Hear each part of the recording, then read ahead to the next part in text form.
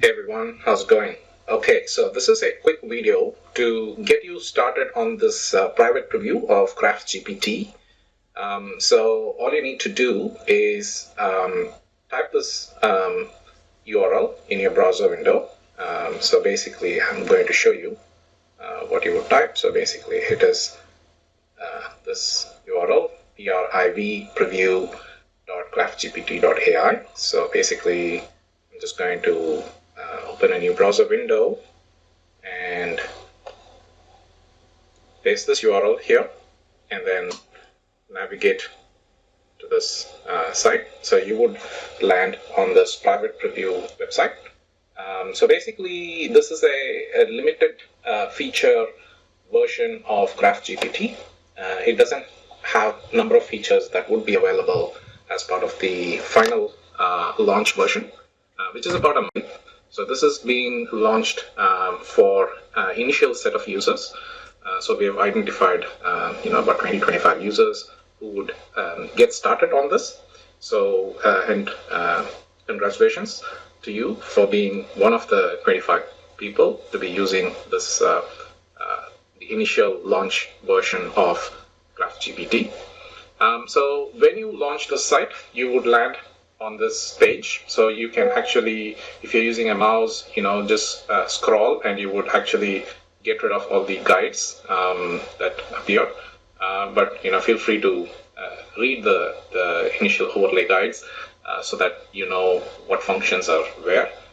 To create a card in this interface, all you need to do is to double click your mouse. So first of all, make sure that you're accessing this on a laptop or a desktop scenario, interface, be it Mac or PC. The experience is not fully optimized for mobile devices yet. We will be launching a mobile version of this soon. So to, once again, and I'm just going to delete this and talk through this point once again. To create a new card, the easiest way to do is kind of take your mouse to where you want to create that card and double click. Okay, so you would get a small card like this. We call this as the basic card. So maybe, let's call this as card 1, so you have, I've just double clicked and created another card and then calling that as card 2. So as you can see, the cards have title and they also have description. Okay, so you can only see the description once you click on the card, the description field itself. You can actually go and edit this. So maybe I can say description for card 2, right? So that's how you add a description. As you can see, card 1 doesn't have a description, so description is optional. Even the title is optional, but in order for the card to make any sense, you need to have a title so that it can make sense. And so if I go here, I can optionally choose to type in a description as well. And you can connect these two cards through a relationship, like so. So that's the way to connect these cards. So essentially, as I have spoken to you before, I'm not going to reiterate the vision behind GraphGPT too much, but in a nutshell, it is basically a software as a service platform that's reimagining mind mapping and visual thinking. Yeah. So what we are trying to do is, with each of these cards, we're trying to represent a thought. Imagine each of these cards to be a thought Lego. So what we want to do is we want to represent our thinking visually and kind of construct assemblies of these cards to actually see how our thoughts are formed. Okay. So in order for us to do that, it's important for us to drag and drop and be able to create assemblies of cards, so which we can do very easily with this software. So see how I'm dragging and dropping here. So I've created a 3-card assembly here, and then I can keep going, and you can have infinitely nested hierarchy of cards as needed. You can name these cards, etc. You can connect any of these cards to any other card, to represent your relationships, etc. So at this point, it's very abstract, and it's kind of, I'm just showing you the capabilities of this platform in a very abstract way. Okay. And as you can see here, so we haven't signed in yet, right? So this interface actually is just for people to play around and see, get familiar with the user experience and so forth. And as you can see, you have a status bar this being a free tier, and the number of available objects for you to play with is 100.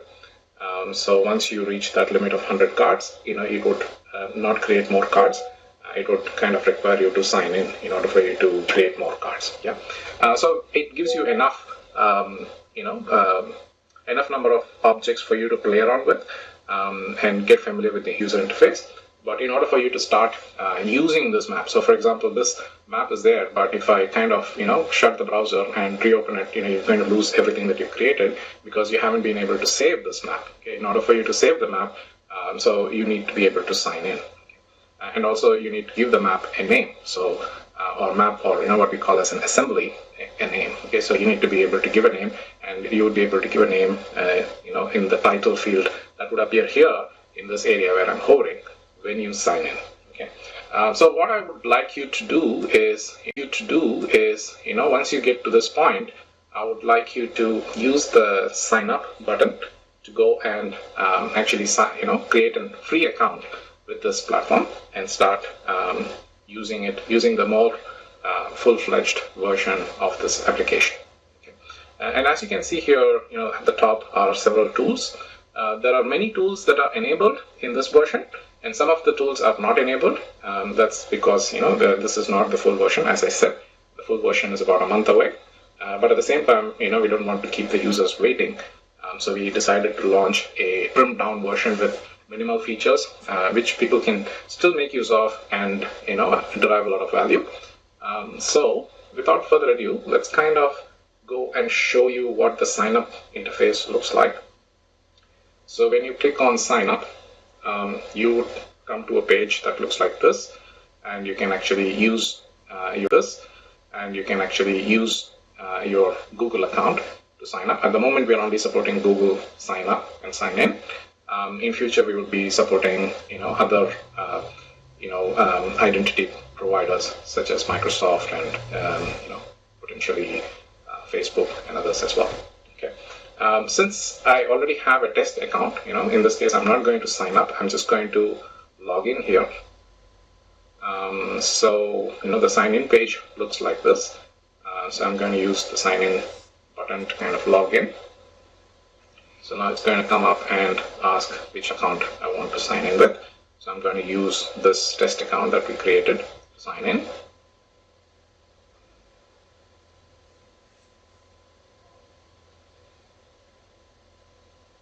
Okay, so when I sign in, once again I get a screen that looks very similar to your original landing page, except that you have a few additional buttons here, and you can see that there is a title available here, so which means that you can actually start saving the map. So let's kind of create the first map. Let me just call that as a first assembly. I kind of want to call this an assembly because we're kind of using that kind of a metaphor here. So we're thinking about this to be a surface to kind of put together your thoughts as if they were Lego blocks and create assemblies of thoughts and visualize your mental model and your mental structures and so forth. And as you can still see, these are various overlays that shows you where you can find what options.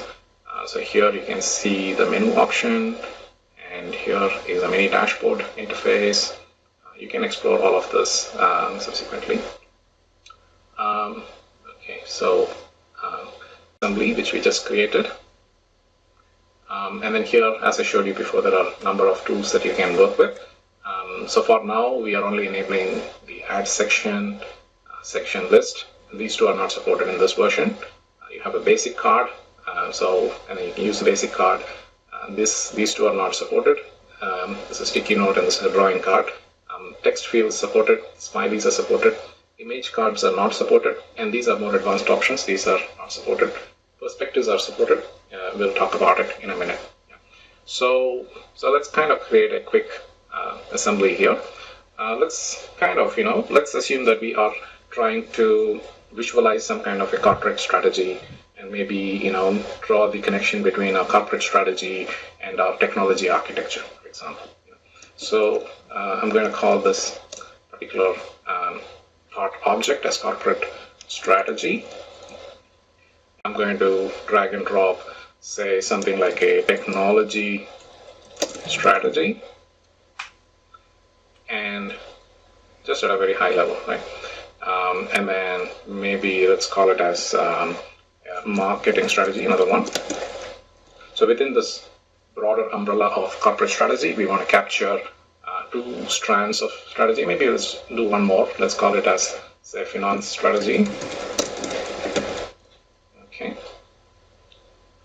And we want to kind of use different colors to highlight. So let me kind of use a color like this for corporate strategy. We can add a description optionally if that's something that you want. Technology strategy, maybe we can kind of say Gen AI strategy. So by the way, I think I mentioned before, in this version, we are not enabling Gen AI feature, which we would be refining Gen AI feature, which we would be refining it further and introducing it in the weeks to come as we go towards the public preview launch of this product. Let's kind of give this one a different color as well. Maybe how about blue? And this one, maybe give it a this color. Marketing strategy, maybe let's say social media, and maybe mass communication.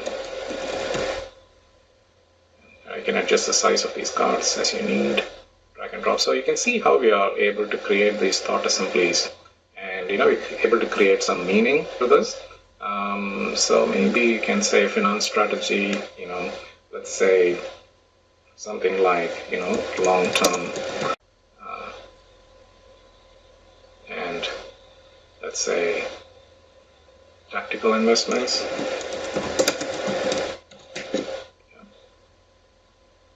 Just to get started. Okay, so we could potentially give it different colors and stuff like that. Kind of makes it visually appealing. So you can decorate it. I'm just going to show you, what the features are. And then, so the corporate strategy is kind of related to how the enterprise architecture is kind of put together in order to primarily support, various strategy areas. So in this case, let's say we have, 5 different initiatives. So I'm just going to capture that, and you can potentially capture all these 5 initiatives inside this. But essentially, I just want to kind of show you how we can create a relationship between this. Maybe let's say you have initiative 1.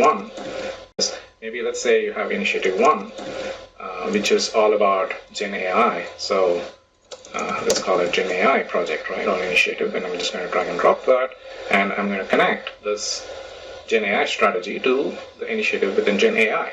So this is one use case, right? So let me also color this slightly differently. So as you can see, Gen AI strategy is connected here, and then and this is basically marketing, let's say something like targeted marketing capability. Okay, so we're building a new capability here, and that's kind of supporting our marketing strategy, perhaps. That's something that you can connect like this. And maybe you can have something like short-term opportunities, right? Short-term opportunities, and show the relationship between finance strategy and this initiative. So that could be other initiatives that you want to show, and maybe we can color this slightly differently as well. Let's say that color. And you can add more initiatives. And as you can see, we're creating hierarchical relationships, so which is kind of like parent-child relationship. So you have a card within a card within a card, and so on. So this is how you create an assembly and you save the assembly. So maybe, this name first assembly, let's kind of call it as corporate strategy and enterprise architecture. So in this case, I've used a very, corporate example use case. So essentially, this tool is geared for all kinds of scenarios. In this case, I've just used a very corporate example, but initially the target market is more towards individuals and personal innovation. Okay, as I might have explained to you before in a call. Now, if you go to this mini dashboard here, which is this, if you click on this GraphGPT icon, you can see the mini dashboard, and this new name hasn't reflected, but you can see all the different maps that were created recently, and you can actually access these maps. So maybe, for example, if I go and click on this ABCD map, so it opens up that map, okay, and it kind of shows you a different map. And if you want to kind of go back to our first assembly map, hopefully it has saved, but let's see. Yeah, it has saved and it has got the name as well. It just hasn't reflected that on the mini dashboard. We'll take a look at that. So that's the way to kind of switch between these maps. Another feature that I wanted to kind of show you guys is creating perspectives, right? So this is one perspective, okay? But if you want to kind of view this through a different lens, okay? So if you look at the perspectives here, you see that there is a default lens that is coming up here. Maybe we can just call it something else, right? Maybe let's say this is kind of a business management viewpoint, so and then call that, but that may not be the only perspectives that is relevant. If you want to kind of create a more technology perspective, then it would look slightly differently, right? So let's kind of create a technology perspective, for example, and then we will maybe color it slightly differently. Choose something like purple color, kind of to match with the enterprise architecture perspective color over here. And so what I'm doing here is copy all the cards from this perspective into the new perspective. So that way I'm creating an exactly identical view. But then in a moment I'll show you. So here maybe this corporate strategy is something that is not the primary focus for me, but to me I'm kind of more interested in the enterprise architecture as the primary source of direction setting, and I have more of a technology projects point of view, which is more relevant for me. So you might have any number of technology projects, let's call it as project Spinnaker, and let's say project Quick Silver. These are kind of typical project names that people keep in companies. So I'm just using some fictional project names here. Let's say Project Spinnaker is all about this, straight into this, and then you can go into more details on the specific technology. Say, for example, in this case, large language models, and maybe privacy and other initiatives that are within that. There are other concerns that you need to map. Say with Project Quicksilver, it's more about marketing and short-term opportunities. So basically, let's give it another, maybe it's kind of, let's say content management modernization as an initiative within this particular project, or it's kind of a technology that you're working with. You can actually connect these two projects, which is one is from the finance side of things, and the other one is from the marketing initiative within the enterprise architecture point of view. These two connect into the Quicksilver project, another perspective, right? So you can see that now there are two different perspectives. The first one is the business management perspective. The other is the technology perspective. And you can create, any number of perspectives to kind of look at the same problem space from different dimensions and kind of call out things that are more important for each of those dimensions. So that's basically a quick overview, or not so quick overview of the GraphGPT. So as I said, we don't have AI features in this version, but this is, we feel, is sufficient for people to play around with and get a sense of, what this tool is all about and how you can work with these tools.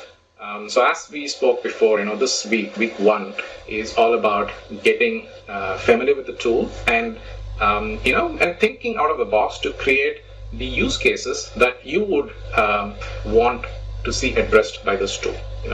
So if you were a founder, you were in my shoes by this tool. So if you were a founder, you were in my shoes, what are the use cases that you would want to drive through this tool? Okay. So the first week's assignment is that, and then the next week we will look at more about the competitive positioning of this tool vis-a-vis other products in the market. So that's all. Thank you. And if you have any questions, please reach out to me. You have my email address